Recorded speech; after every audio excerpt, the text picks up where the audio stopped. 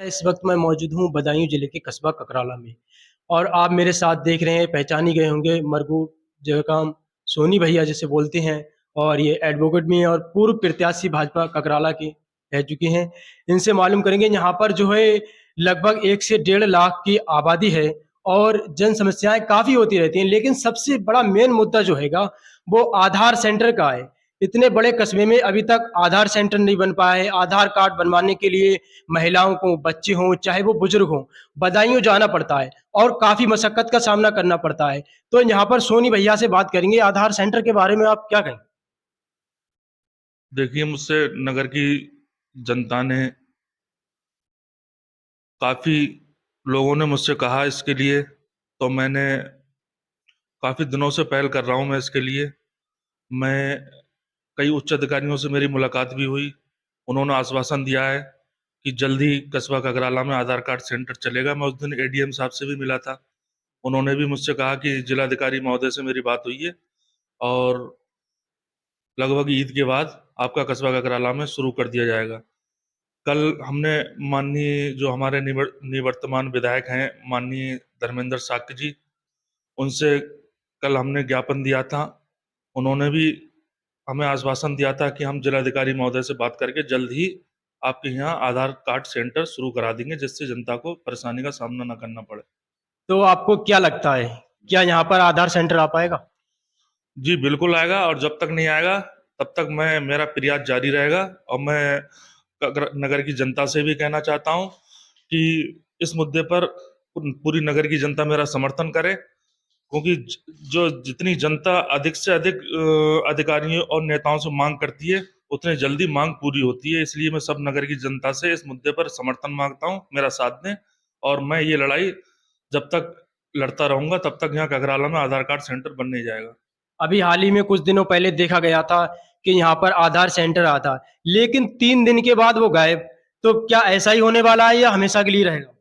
नहीं, हमारी जो मांग चल रही है वो स्थायी आधार कार्ड सेंटर की चल रही है। ये 3 दिन के लिए, 4 दिन के लिए तो मैं जब चाहूं तब लगवा सकता हूं, लेकिन ये समस्या का समाधान नहीं है।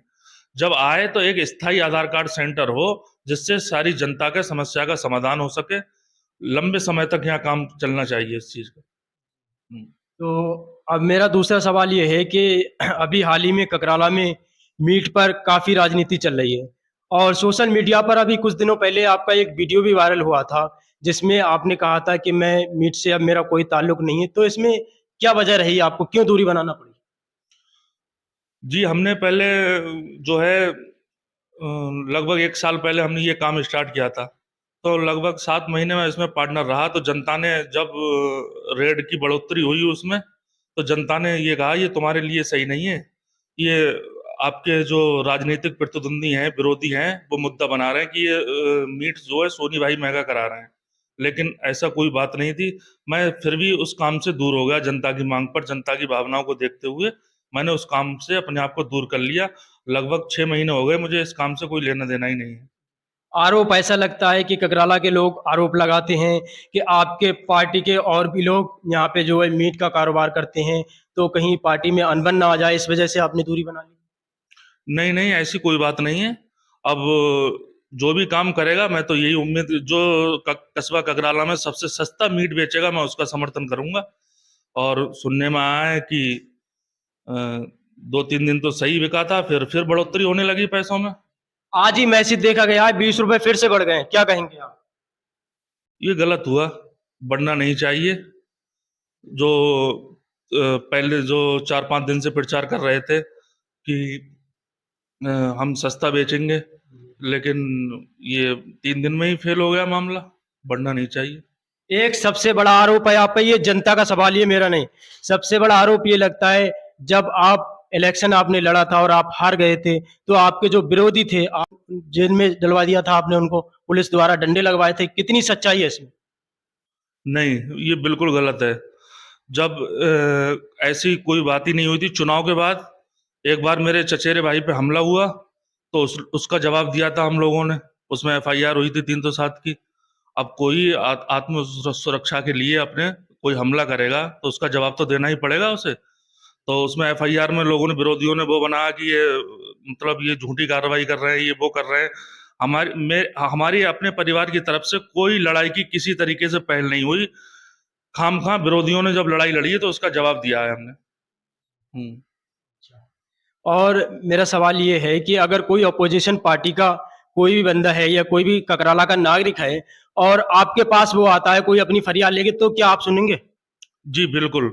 कस्बा ककराला का कोई भी नागरिक हो, बल्कि पूरी शेखुपुर विधानसभा या जनपद बदायूं से काफी लोग कई गांव से मेरे पास आते हैं। मैं किसी को निराश नहीं जानता हूं। और कस्बा, खास तौर से कस्बा ककराला के लोग, मैं उनसे ये भी नहीं पूछता हूं कि आपने मुझे वोट दिया था या नहीं दिया था। मैं सब जनता के लिए हमेशा हमेशा तैयार रहता हूं। और मैं आपको एक बात बता दूं कि अ, बल्कि कस्बा ककराला में ही नहीं, जनपद बदायूं में, जहां तक मेरा मानना है, मेरे राजनीतिक परिवार, इतना पुराना कोई भी परिवार मेरे नॉलेज में आज की डेट में नहीं है। और मेरे परिवार ने, राजनीतिक परिवार होते हुए, मेरे परिवार ने नगर पालिका मेंबरी, चेयरमैनी से लेकर विधानसभा तक का सफर तय किया है। और मेरा परिवार हमेशा ककराला की जनता, शेखुपुर विधानसभा, उसे जो पहले उसेद विधानसभा थी, उसके लिए हमेशा, पूरी विधानसभा के लिए, बल्कि पूरी जनपद बधाइयों के लिए, सेवा के लिए तैयार रहता है। कोई भी मेरे दरवाजे पे आए, मैं खाली उसे निराश नहीं लौटाता हूँ। जो भी मेरी मदद करने की है, मैं उसकी मदद करता हूँ। एक सबसे बड़ा आरोप ये भी लगता है कि भारतीय जनता पार्टी हमेशा मुसलमानों की विरोधी रही है और आप भाजपा से हैं, तो आप क्या कहेंगे इसमें? नहीं, ऐसा कुछ विरोध, कुछ जो पार्टियां हैं भारतीय जनता पार्टी के अलावा, जो दूसरी पार्टियां हैं, वो इस बात को मुसलमानों को डराकर वोट लेना लेना चाहती हैं। इस बात से ऐसा कुछ नहीं है। हमारी पार्टी सबका साथ, सबका विकास, सबका विश्वास, सबका प्रयास के साथ काम कर रही है। और कस्बा ककराला में मुस्लिम समाज के लिए करीब प्रधानमंत्री आवास योजना के 1600 मकान आए हैं मुझे, और आयुष्मान कार्ड बने हैं। यहाँ मुस्लिम समाज के किसी भी योजना में, सरकारी योजना में, कोई भेदभाव देखने को नहीं मिला। सोनू भैया जी, ये बताइए, जैसा कि हमारे यहाँ पे जो सरकारी अस्पताल है, बहुत बड़ा बना हुआ है, बिल्डिंग तो बहुत बड़ी बना दी है, लेकिन उसमें सुविधाएं कुछ भी नहीं है। जैसे आप जाओ तो दवा भी वहां मुश्किल से मिलती है, तो क्या कहेंगे आप? ये हमारे कस्बा ककराला का जो हॉस्पिटल है, मैं आपको बता दूं कि ये हमारे माननीय मंत्री जी श्री भगवान सिंह शाक्य द्वारा बनवाया गया था, जब वो राज्य मंत्री थे। अब इस समय हम लोग बहुत कुछ करना चाहते थे उसमें, लेकिन नगर की जनता ने जो फैसला किया, हमारे विधानसभा चुनाव में, यहाँ हमारे माननीय धर्मेंद्र शाक्य जी भी चुनाव हार गए, और मैं नगर पालिका का चुनाव लड़ा तो मैं भी चेयरमैनी का चुनाव हार गया, और हमारे माननीय सांसद जी भी हार गए। तो ये सवाल तो जो जनप्रतिनिधि हैं, वो ही इसके लिए विधानसभा और लोकसभा में पहल कर सकते हैं। इसलिए हम, मेरे पास थोड़ी मजबूरी है। और वैसे मैं जिलाधिकारी महोदय और सीएमओ से मिलूंगा, और इसके लिए जल्दी से जल्दी इसके समस्या का समाधान भी कराने की कोशिश करूंगा। ककराला की शिक्षा पे कुछ कहना चाहेंगे? हाँ, ककराला की शिक्षा, अभी कुछ लोगों ने मुझसे कहा था कि प्राइवेट स्कूलों में फीस की बहुत बढ़ोतरी हो रही है। तो मैं उन प्राइवेट स्कूल वालों से ये कहना चाहूँगा कि फीस कम करने का प्रयास करें, और जो अपने अपने जो स्टोर खुलवा रखे हैं कोर्स के लिए, ऐसा भी कोई पाबंदी नहीं होना चाहिए कि इसी दुकान से हमको कोर्स खरीदना है। जहाँ जिसको जितना सस्ता मिले वहाँ ले, तो गरीब जनता की मदद करें। और प्राइवेट स्कूल वालों जो फीस की बढ़ोतरी हो रही है, इसके बिल्कुल खिलाफ हूँ मैं, और कम होना चाहिए। और मेरे जितना प्रयास होगा, मैं इसे कम कराने की कोशिश करूंगा। जी, तो इसके लिए मेरा एक सवाल ये है, क्योंकि आप वकील भी हैं, तो अगर कोई ऐसा नहीं करता है और कोई लगातार अपना अलग से बेच रहा है, कोर्स हो चाहे वो ड्रेस हो, कुछ भी हो, इसके लिए कानून में कोई प्रावधान है?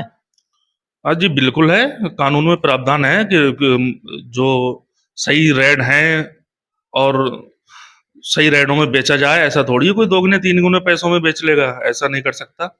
बिल्कुल, तो हाँ, वो तो ये हेरा फेरी हो जाएगी, ऐसा नहीं कर अगर सकता। कोई ऐसा करता है उसके खिलाफ कानूनी कार्रवाई कर सकते हैं? हाँ जी, बिल्कुल कर सकते हो, क्यों नहीं कर सकते। दोगुने तीन गुने पैसों में कोई नहीं बेच सकता। जी। तो ककराला में यहाँ पे बच्चों के खेल कूद के लिए भी स्टेडियम वगैरह की कुछ कहना चाहें? जी, मैं सबसे पहले तो, मेरी प्राथमिकता यही थी, अगर मैं चुनाव जीतता नगर पालिका का, तो अब तक स्टेडियम बन गया होता।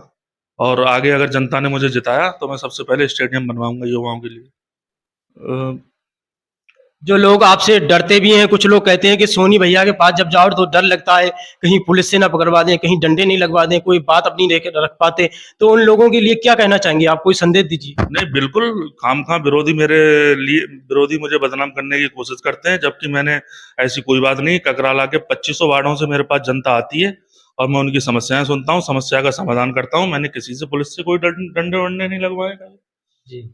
तो आपने देखा दोस्तों, हमने सोनी भैया का इंटरव्यू लिया है और इन पर लगातार आरोपों की बारिश हो रही थी, लेकिन ऐसा कुछ भी नहीं, इन्होंने सारे आरोपों को नकार दिया है। कोई भी ककराला का कोई भी व्यक्ति हो, ककराला का नागरिक हो, चाहे शेखपुर विधानसभा बदायूं जिले का भी कोई भी व्यक्ति हो, इनके पास आकर अपनी समस्या का समाधान ले सकता है, चाहे वो अपोजिशन पार्टी का हो, चाहे इनकी पार्टी का हो, चाहे कोई भी हो। ऐसा ही है ना सर? जी बिल्कुल, कोई भी हो। मैंने आज तक किसी से नहीं पूछा मुझे वोट दिया या नहीं दिया। मैंने हमेशा हर आदमी का काम किया है। जी, ठीक है। बहुत बहुत शुक्रिया हमारे साथ बने रहने के लिए। मैं गुलाम मोहम्मद खान, कैमरामैन सलमान के साथ, जी इंडिया न्यूज ककराला।